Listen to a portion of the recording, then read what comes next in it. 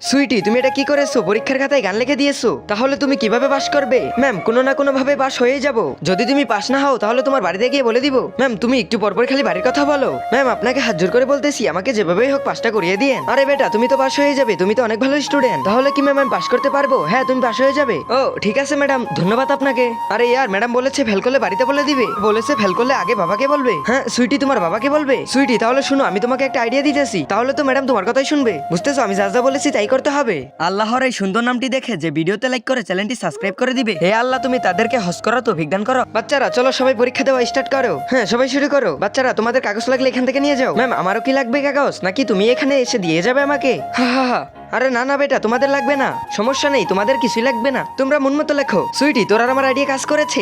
তোমরা কি করেছো যে ম্যাডাম কিছু বললো না? পলাশমিনা, তাহলে শুনো, এই নে গুলি, আর ম্যাডামকে বই দেখা।